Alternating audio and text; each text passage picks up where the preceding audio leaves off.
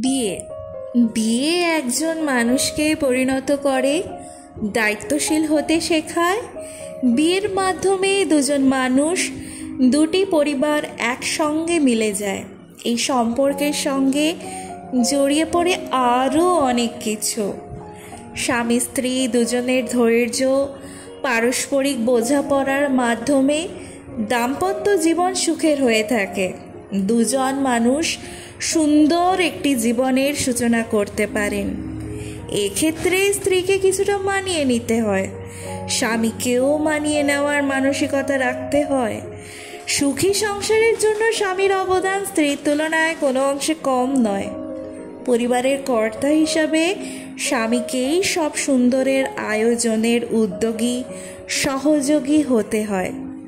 আদর্শ স্বামী বা আদর্শ কর্তাই একটি সুন্দর পরিবারের দৃষ্টান্ত উপস্থাপন করতে পারেন। একজন আদর্শ স্বামীর মাঝে কেমন গুণ থাকা জরুরি, এখানে আজকের ভিডিওতে তুলে ধরা হলো। বিয়ের মাধ্যমে দুজন মানুষ একত্রিত হন। অধিকাংশ সময়ই তাদের মাঝে পূর্ব পরিচয়, জানাশোনা থাকে না। তাই বিয়ের পর স্বামীর উচিত স্ত্রীকে বোঝানোর চেষ্টা করা, তাকে যথেষ্ট সময় দেওয়া।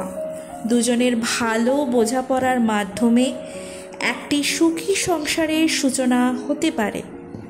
স্বামীর ওপর স্ত্রীর বাসস্থান, ভরণ পোষণ ও অন্যান্য যে অধিকার অর্পিত হয়েছে সে ব্যাপারে তার যত্নবান হওয়া। দায়িত্বশীল স্বামী স্ত্রীর খুবই প্রিয়। যথাযথ দায়িত্ব পালনে অনেক অধিকারী হওয়া যায়। দায়িত্বে অবহেলায় শাস্তির সম্মুখীন হতে হয়। স্বামী স্ত্রী একজনকে অপরের পোশাকের সঙ্গে তুলনা করা হয়েছে। অর্থাৎ পোশাক যেমন মানুষের শরীরের সঙ্গে লেপ্টে থাকে, তারাও একে অপরের সঙ্গে সম্পর্কের ক্ষেত্রে এইভাবে জড়িয়ে যান। তাই স্বামীর জীবনের সঙ্গে জড়িয়ে যাওয়ার নারীটির সঙ্গে ভালো ব্যবহার করা আবশ্যক। পারিবারিক জীবনে নারীরা সাধারণত ঘরের কাজই করে থাকেন। ঘরের বাইরে পুরুষেরা কাজের তুলনায় তাদের কাজের চাপ পরিমাণ অনেক বেশি থাকে। সংসার গুছিয়ে রাখতে নারীরা হাসি মুখে এসব কাজকর্ম চালিয়ে যান। চাপ কমাতে, মানসিক স্বস্তি দিতে ঘরের কাজে তাদের সহযোগিতা করা উচিত। অবসরে স্ত্রীর সঙ্গে একান্তে বসে কিছুটা গল্প গুজবও করা যেতে পারে। স্ত্রীকে তার পছন্দনীয় সুন্দর নামে ডাকা, রসাত্মক কোনো কথাবার্তা বলে হাসানো বা বৈধ মজাদার কোনো কথাবার্তা নিয়ে গল্প করা যেতেই পারে।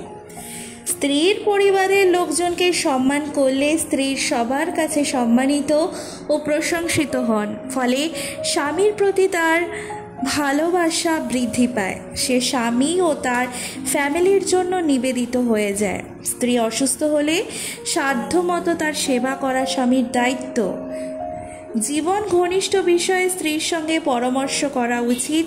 এতে পারস্পরিক বোঝাপড়া সুদৃঢ় হতে পারে, সম্পর্ক সুন্দরও হয়। স্বামীর কাছে গুরুত্ব পাওয়ার বিষয়টি স্ত্রীকে আনন্দিত দেয়।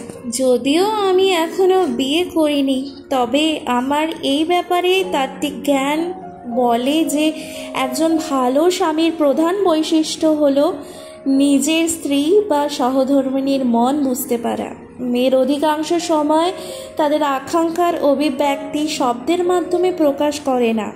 সেইটা একজন পুরুষকে নন ভার্বাল উপায়ে বুঝে নিতে হয়। আপনি যদি আপনার সহধর্মিণীর মন বুঝতে পারেন, তাহলে তাকে প্রপঞ্চিত করতে পারবেন। নারী প্রপঞ্চিত হতে পছন্দ করে।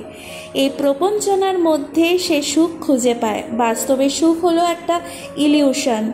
আপনার পরিস্থিতির ইন্টারপ্রিটেশনের ওপর সুখ নির্ভর করে। সুতরাং স্ত্রী দাম্পত্য জীবনের পরিস্থিতিকে কিভাবে ইন্টারপ্রিট করবে সেটা সম্পূর্ণ নির্ভর করছে আপনি তার মন কতটা পড়তে পারেন তার উপর। তবে ভালো পুত্র হওয়া এবং ভালো স্বামী হওয়া দুটো ভিন্ন বিষয়। ভালো পুত্র হওয়ার অর্থ হলো বাবা মায়ের প্রতি সম্মান ও বাধ্যতা দেখানো, তাদের কথা শোনা। কিন্তু ভালো স্বামী হওয়ার অর্থ হলো স্ত্রীর প্রতি ভালোবাসা, সম্মান এবং দায়িত্বশীল হওয়া। ভালো পুত্র হওয়ার জন্য কিছু গুণাবলী থাকতে হয়, যেমন বিনয়, নম্রতা, বাধ্যতা এবং বাবা মায়ের প্রতি সহানুভূতি। কিন্তু ভালো স্বামী হওয়ার জন্য কিছু অতিরিক্ত গুণাবলী প্রয়োজন, যেমন স্ত্রীর প্রতি সহানুভূতি, তাদের আবেগ ও অনুভূতি বুঝতে পারা এবং তাদের প্রয়োজন মেটাতে পারা। একজন ভালো পুত্র হতে পারে, কিন্তু সে যদি স্ত্রীর প্রতি দায়িত্বশীল না হয় তাহলে সে ভালো স্বামী হতে পারে না। আবার একজন ভালো স্বামী হতে পারে, কিন্তু সে যদি বাবা মায়ের প্রতি সম্মান ও বাধ্যতা না দেখায় তাহলে সে ভালো পুত্র হতে পারে না। তাই ভালো পুত্র হওয়া এবং ভালো স্বামী হওয়া দুটো ভিন্ন বিষয়। প্রসঙ্গত আমি যে কথাগুলো বললাম এগুলো সবাই অনেকেই জানেন, কিন্তু তারপরেও বিবাহ বিচ্ছেদের ঘটনা প্রায়শই শোনা যায়। প্রসঙ্গত আমি এখানে আমার বন্ধুর গল্পটি শেয়ার করতে চাই। ভারতে যখন কোনো মেয়ের বয়স 20 কিংবা 22 বছর হয় তখন তার আত্মীয় স্বজনরা তার বিয়ের কথা বলতে শুরু করে। আমার বন্ধুর সাথেও একই ঘটনা ঘটেছিল। যখন সে 22 বছর বয়সে পৌঁছেছিল এবং স্নাতকের শেষ বর্ষে ছিল, বন্ধুর কিছু আত্মীয় স্বজন তার বাবা মাকে रिश्ता পাঠাতে শুরু করে, বলতে শুরু করে अब लड़की बड़ी हो गई है, इसकी शादी करा दो अभी। অন্যদিকে আমার বান্ধবী এর জন্য প্রস্তুতি ছিল না। সে সব সময় আরও পড়াশোনা করতে চাইতো, একটি বহুজাতিক কোম্পানিতে কাজ করতে চাইতো, কিন্তু তার বাবা মা তাকে জোর করে ছেলেটির সাথে একবার দেখা করতে এবং তারপর সিদ্ধান্ত নিতে বাধ্য করেছিল। ছেলেটি এবং তার পরিবার হায়দ্রাবাদে থাকত। সে সবেমাত্র তার MBA সম্পন্ন করেছিল এবং কলেজ প্লেসমেন্টের মাধ্যমে একটি কোম্পানিতে নিয়োগ পেয়েছে।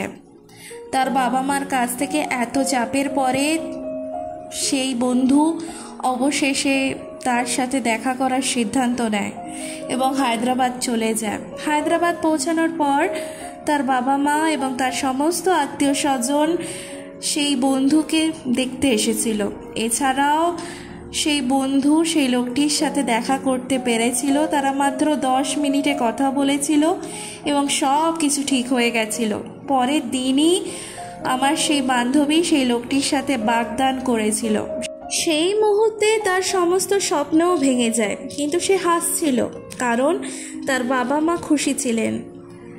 আমরা যখন বাড়ি ফেরার পথে ছিলাম তখন আমি তাকে জিজ্ঞাসা করেছিলাম, তুই হ্যাঁ কেন করেছিলিস?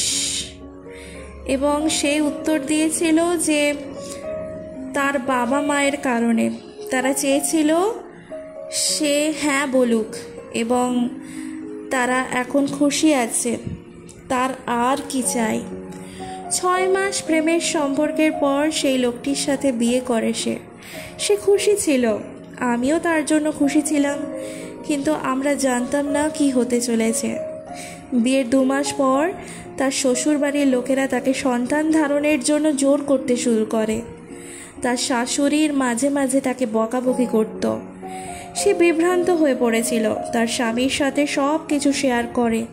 তার স্বামী তাকে বলেছিল যে সে তার বাবা মায়ের সাথে কথা বলবে, কিন্তু কখনো তা করেনি। 6 মাস পর সেই বান্ধবী বাড়িতে এলে আমি তার মুখ দেখে তাকে জিজ্ঞাসা করেছিলাম, কি হয়েছে, সব কিছু ঠিক আছে তো? সে উত্তর দেয়, হ্যাঁ সব কিছু ঠিক আছে, চিন্তা করার কোনো কারণ নেই।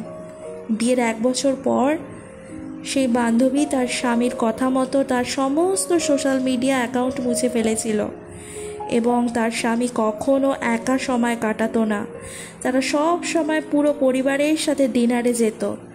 তার স্বামী কখনো তাকে তার বন্ধুদের সাথে পরিচয়ও করিয়ে দিত না এবং তাকে তার দলের সাথে বাইরেও নিয়ে যেত না। একদিন তার শাশুড়ি তাকে কোনো কারণ ছাড়াই বড়ি খাওয়াতে শুরু করলেন এবং সেই বান্ধবী 1-2 খেয়েও ফেলেছিল। তখন আমার সেই বান্ধবীর মনে কিছু সন্দেহ হয়েছিল।